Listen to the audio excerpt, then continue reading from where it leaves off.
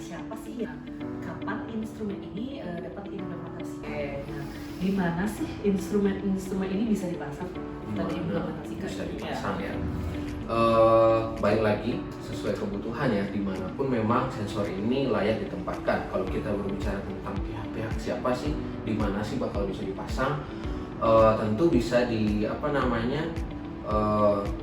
entiti-entiti yang membutuhkan, contoh kayak di hotel, villa, gedung, dan juga di apalagi ya kalau kita bisa bilang di pertanian, perkebunan seperti yang mungkin kita mention di video sebelumnya kayak di smart farming, smart irrigation, smart building, kebetulan juga kita punya smart panel ya yang membantu kinerja pompa secara smart dengan RTU dan VSD yang terintegrasi. Tapi kalau kita berbicara di mana secara teknis, tentu ya kalau misalnya irigasi pasti kita harus pasang di saluran irigasinya mungkin sensor flow meter atau kualitas air misalnya seperti itu ya. Atau kalau di gedung misalnya, balik lagi kita ngomongin pompa, kita pasangnya kalau kayak di hotel itu di pompanya sensor tekanan air atau sensor flow meter atau untuk membaca debit air seperti itu. Kalau kita berbicara misalnya di instansi pemerintah, misalnya di PDAM ya, kita berbicara SPAM, IPA, IPAL, ataupun di sistem distribusi pun bisa juga gitu. Kita tinggal tapping atau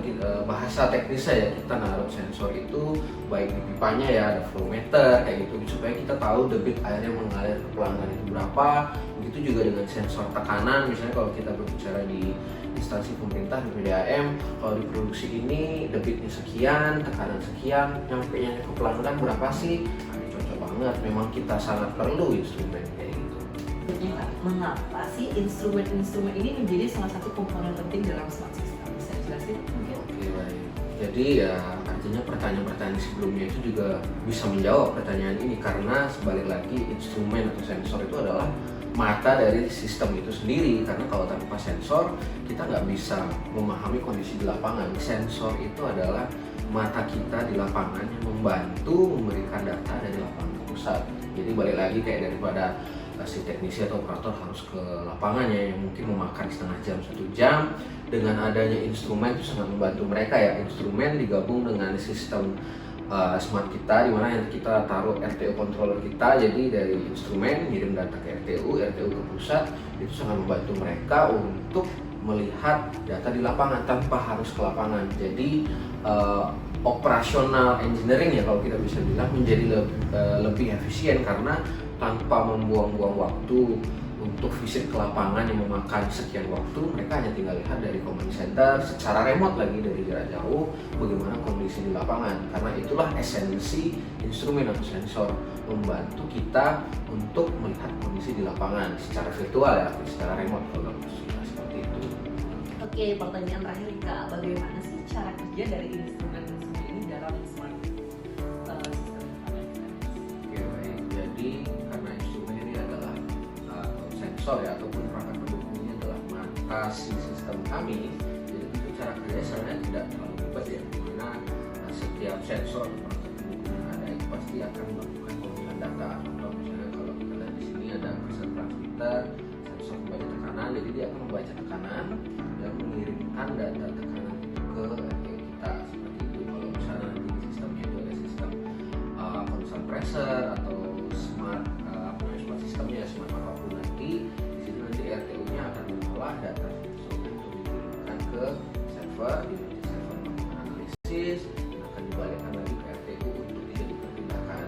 Mungkin kalau misalnya kita berbicara instrumen ya, kan ada perangkat pendukung, tidak hanya ada pressure transmitter, tapi misalnya contoh ada topi di sini. Jadi produk topi ini dari Friend ya, merupakan salah satu perangkat pendukung di sistem kami untuk membaca data water meter.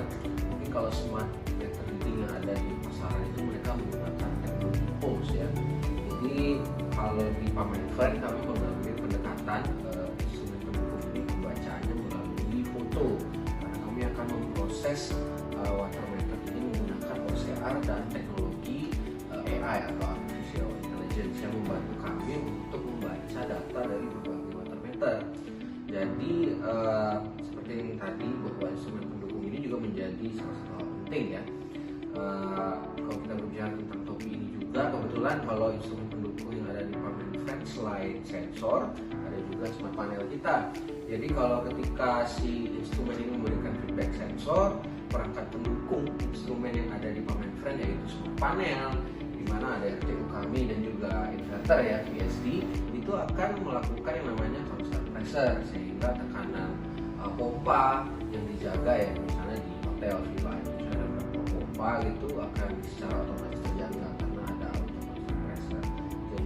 Oke, itu tadi penjelasan tentang instrumen-instrumen otomasi yang ada di smart system. Terima kasih Pak Aldo atas waktu dan kesempatannya. Sama-sama. Ketemu di video berikutnya ya, bye. Jangan lupa like, comment, dan subscribe.